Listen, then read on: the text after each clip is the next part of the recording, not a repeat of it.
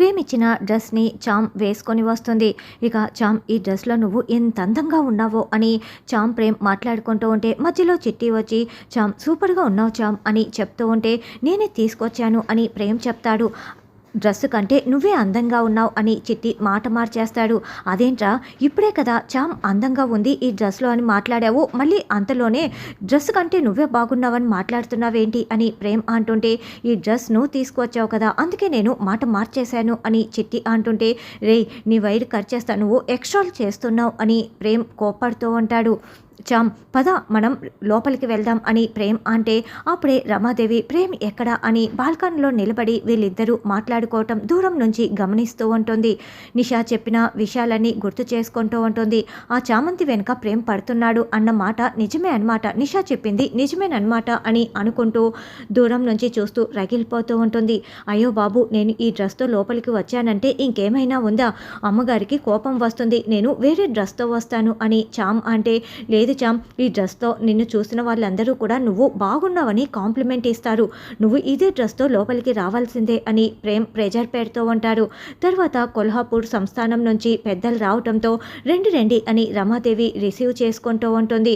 మా యువరాణి వారు ఎక్కడా అని అడగటంతో రోజా ఇలా రా అని రమాదేవి పిలవటంతో రోజా అక్కడికి వచ్చేసి ఏంటి సంస్థానంలో వాళ్ళందరూ బాగున్నారా, మీరెలా ఉన్నారు అని అడుగుతూ ఉంటే బాగున్నాం యువరాణి వారు, అయినా మీ రిసెప్షన్ కోసం మేము ఇలా రావటం మాకు చాలా సంతోషంగా ఉంది, మీరు పిలిస్తే మేము రాకపోవటం కూడానా రమాదేవి గారు అని వాళ్ళు లోపలికి వెళ్తారు. ఏంటి రోజా వీళ్ళని నేను ఎందుకు పిలిపించానో తెలుసా, నువ్వు మళ్ళీ డూప్లికేట్ మణిహారాన్ని తీసుకువస్తే వీళ్ళే కదా అవునో కాదో చెప్పేది, అందుకే పిలిపించాను, అయినా నువ్వు ఆ మణిహారం తీసుకురాకపోతే ఏం చేయాలో నువ్వు ఇచ్చిన మాట కూడా నీకు గుర్తుంది కదా అని రమాదేవి వార్నింగ్ ఇస్తుంది. ఇదంతా దూరం నుంచి వింటున్న చామ్ అంటే అక్క మణిహారం ఎలా తీసుకువస్తానని చెప్పింది, ఏదేమైనా సరే అక్కని ఒక గంట కనిపెడుతూ ఉండాలి, ఇంకాసేపట్లో రిసెప్షన్ కూడా మొదలవుతుంది కదా, ఎక్కడి నుంచి తీసుకువస్తుందని చామ్ ఆలోచనలో పడుతుంది. అమ్మ చామంతి ఈ డ్రెస్ నీకు చాలా బాగుందమ్మా అని హర్ష అనడంతో థ్యాంక్ యూ అండి అని చామ్ అంటుంది. తర్వాత ఉపేంద్ర దగ్గరికి ఒక అతను అన్న ఇదిగోనన్నా నువ్వు చెప్పిన ఫోటో తీసుకువచ్చాను, అన్ని ఫిల్మ్లు కడిగి పెడితే ఈ ఒక్క ఫోటోనే వచ్చిందండా అని చామ్ ఫ్యామిలీ ఫోటోని చూపిస్తూ ఉంటాడు. ఇందులో ఉన్న ఆ రామచంద్రయ్య పెద్ద కూతుర్ని పట్టుకుంటే ఈ ఫ్యామిలీ మొత్తం కూడా ఎక్కడ ఉందో నాకు తెలిసిపోతుంది, రమాదేవి వీళ్ళ ఫ్యామిలీ కోసం చాలా ఎదురు చూస్తుంది, వాళ్ళ ఇంట్లో ఏదో రిసెప్షన్ జరుగుతోందని నాకు ఫోన్ చేసింది, ఇప్పుడే నేను అక్కడికి వెళ్ళి ఈ ఫోటో చూపించి సడన్ సర్ప్రైజ్ ఇస్తాను అని ఉపేంద్ర చామ్ వల్ల ఫ్యామిలీ ఫోటోని పట్టుకొని వస్తూ ఉంటాడు.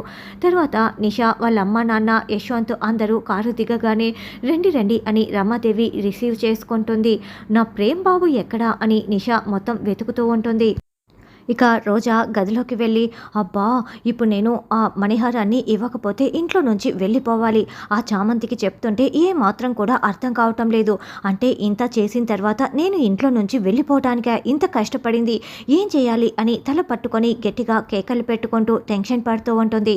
లేదు ఇలా అరిస్తే సరిపోదు, ఏదో ఒకటి చేసి నేను ఆ రాజమణిహారాన్ని రమాదేవికి ఇవ్వాల్సిందే అని అనుకుంటూ ఉంటుంది. తర్వాత ప్రేమ్ చామ్ కోసం మొత్తం వెతుకుతూ ఉంటాడు. రే చిట్టి చామ్ కనిపించట్లేదు, ఎక్కడైనా చూసావా అని అడగటంతో నేను చూశాను కానీ నేను చెప్పను అని చిట్టి మొండికేస్తూ ఉంటాడు.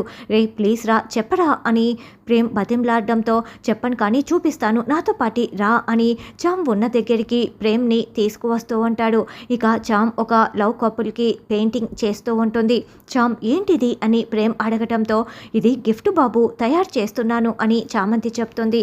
అంటే ఇంతకుముందు నువ్వు తయారు చేయించిన గిఫ్ట్ని నేను రమమ్మకి ఇవ్వటం వల్ల ఎప్పుడు వద్దని దూరంగా విసిరి పడేసే రమమ్మ నువ్వు ఇచ్చిన గిఫ్ట్ని యాక్సెప్ట్ చేసి తీసుకుంది, ఇప్పుడు కూడా ఇది నా కోసమే కదా, నేనే కదా ఈ గిఫ్ట్ని ఇవ్వబోయేది అని ప్రేమ్ అంటే లేదు బాబు ఈసారి ఈ గిఫ్ట్ నేనే ఇస్తాను, అయినా నేను ఇచ్చేది రమమ్మ గారి కోసం కాదు, నేను అరుణ్ బాబు కోసం తయారు చేస్తున్నాను, అది కూడా నేనే ఇస్తాను అని చామ్ చెప్పటంతో అదేంటి చామ్ నువ్వు ఇవ్వటం ఏంటి, ప్లీజ్ ఈ గిఫ్ట్ కూడా నాకే ఇవ్వవా, నేనే అరుణ్కి ఇస్తాను అని ప్రేమ్ బతింలాడుతూ ఉంటాడు. లేదు బాబు నేనే ఇస్తాను అని చామంతి అంటుంది. లేదు చామ్ నీలా నాకు గిఫ్ట్ రెడీ చేయటం తెలియదు కాబట్టి ఈ గిఫ్ట్ నాకే ఇవ్వు, నేనే ఇస్తాను అని ప్రేమ్ అంటుంటే చామ్ గిఫ్ట్ చామే ఇవ్వాలి అని చిట్టి కూడా చెప్తాడు. ప్లీజ్ చామ్ ప్లీజ్ అని ప్రేమ్ బతింలాడటంతో సరే బాబు అలాగే ఇస్తానులే, మీరు ఇంత బతింలాడుతుంటే ఇవ్వకుండా ఎలా ఉంటాను అని చామంతి అంటుంది. అలా ప్రేమ్ చామ్ ఇద్దరు ఆ గిఫ్ట్ని తీసుకువస్తూ ఉంటే నిషా వాళ్ళకి ఎదురు వస్తుంది. ఏంటిది అని అడగటంతో ఇది గిఫ్ట్ చామ్ తయారు చేసింది అని ప్రేమ్ చెప్తాడు. ఏంటి ఈ చామంతి తయారు చేసిన ఇంత చీప్ గిఫ్ట్ని అరుణ్కి ఇస్తారా మీరు అని నిషా దానిని విసిరిపడేస్తుంది. అప్పుడే మయూరి ఎక్కడా అని వెతుక్కుంటూ వస్తున్న యశ్వంత్ ఆ గిఫ్ట్ని పగిలిపోకుండా క్యాచ్ పట్టుకుంటాడు. ఏంటి గిఫ్ట్ చేతికి ఇవ్వాలి కానీ ఇలా విసిరి పడేస్తున్నారేంటి అని యశ్వంత్ వచ్చి నిలదీస్తూ ఉంటాడు. అంటే ఇంత చీఫ్ గిఫ్ట్ అరుణ్కి ఇవ్వటం ఏంటని నేనే విసిరి పడేశాను అని నిషా అంటే ఇది చాలా బాగుంది గిఫ్ట్, దీనిని చీప్ గిఫ్ట్ అంటావేంటి అని యశ్వంత్ అడుగుతూ ఉంటే ఇది చామ్ తయారు చేసింది అని ప్రేమ్ చెప్తాడు. మయూరి గిఫ్ట్ చాలా అందంగా ఉంది, ఈ గిఫ్ట్ నా చేతికి ఇస్తావా, నేను అరుణ్కి గిఫ్ట్గా ఇస్తాను అని యశ్వంత్ అడగటంతో అప్పుడు చామ్ ప్రేమ్ వైపు చూస్తూ ఉంటే అంటే ఈ గిఫ్ట్ కింద పడి పగిలిపోకుండా నువ్వే పట్టుకున్నావు కదా, కాబట్టి ఈ గిఫ్ట్ నీకు ఇచ్చే అర్హత ఉంది, తీసుకునే అర్హత ఉంది, తీసుకో అని ప్రేమ్ చెప్తాడు. Oh okay thank you so much అంటూ మయూరి నీ డ్రెస్ చాలా బాగుంది అని చెప్పడంతో ఇక చామ్ చాలా సంతోషపడుతూ ఉంటుంది. రండి వెళ్దాం అని వాళ్ళ ముగ్గురు వెళ్ళగానే ఈ ప్రేమ్ ఏంటి చామంతి వెనకాల తిరగటం ఏంటి అని రగిలిపోతూ ఉంటుంది. యశ్వంత్ గిఫ్ట్ పట్టుకు వెళ్తూ ఉంటే రే యశ్వంత్ ఏంట్రా ఆ గిఫ్ట్ నువ్వెప్పుడు కొన్నావు అని వాళ్ళమ్మ అడగటంతో ఇది మయూరి తయారు చేయించిందమ్మా అని చెప్పడంతో ఎవర్రా ఆ మయూరి అని ఆవిడ అడుగుతూ ఉంటే ఉండు ఇప్పుడే చూపిస్తాను అని మయూరి ఇలా రా తినే చామ్ అని పరిచయం చేస్తూ ఉంటే మరి మయూరి అని చెప్పావు కదా అని ఆవిడ ప్రశ్నిస్తూ ఉంటుంది.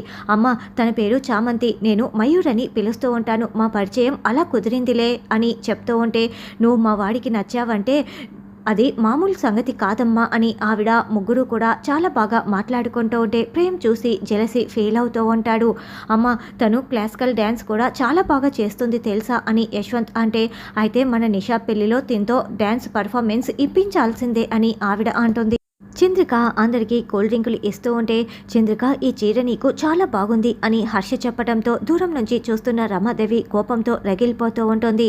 అప్పుడే చంద్రిక కూల్ డ్రింక్స్ ఇవ్వటానికి వెళ్తూ ఉంటే కావాలనే రమాదేవి తన కాల్ని చంద్రిక కాల్కి అడ్డు పెడుతుంది. ఆ జ్యూస్ కాస్త నిషాపై పడిపోతుంది. ఏయ్ చూసుకొని అక్కర్లేదా అని నిషా అరుస్తూ ఉంటే వెంటనే రమాదేవి చంద్రిక చెంప పగలగొడుతుంది. తను నాకు కాబోయే చిన్న కోడలు, తల లాంటికి ఎలా గౌరవం ఇవ్వాలో నీకు ఆ మాత్రం తెలీదా, కొత్త చీర కట్టుకొని చీర కాళ్ళకి అడ్డుపడినట్లు ఉంది కదా, కళ్ళు నెత్తిన పెట్టుకున్నావు, వెళ్ళు దూరంగా వెళ్ళు, ఫంక్షన్ అయిపోయే వరకు నువ్వు నా కంటికి కనిపించకు అని రమాదేవి అరుస్తూ ఉంటే ఇక చంద్రిక హర్ష ఇద్దరు ఒకరిని ఒకరు చూసుకొని బాధపడుతూ ఉంటారు. చామ్ ప్రేమ్ కూడా బాధపడుతూ ఉంటారు. చామ్ రా అత్త అని చంద్రికని అక్కడి నుంచి తీసుకువెళ్తుంది. నిషా రా డ్రెస్ మార్చుకుందువు అని దీక్ష అంటే నువ్వెందుకు వెళ్ళటం, ప్రేమ్ నీ గదికి తీసుకువెళ్ళు అని రమాదేవి నిషా ప్రేమ్ని వాళ్ళ గదిలోకి పంపిస్తుంది. ఇక నిషా డ్రెస్ని కొంచెం వాష్ చేసుకొని బయటికి రాగానే ఏంటి దీక్షని కాదని మన ఇద్దరిని ఇలా ప్రైవసీ కావాలని అత్తయ్య ఇలా పంపిస్తే నీకు కాబోయే భార్యని ఇలాంటి ఛాన్స్ వచ్చినా కూడా నీకు హక్ చేసుకో ముద్దు పెట్టుకోవాలని కూడా అనిపించట్లేదా అని నిషా అడుగుతూ ఉండటంతో ఇంకా పెళ్లి కాలేదు కదా అని ప్రేమ్ అంటాడు. సరే నువ్వు ఛాన్స్ తీసుకోకపోతే నేనే నీకు ముద్దు పెడతాను అని నిషా పెట్టబోతూ ఉంటే నన్ను ఎవరో పిలుస్తున్నారు అని ప్రేమ్ పరుగులు పెట్టి పారిపోతాడు.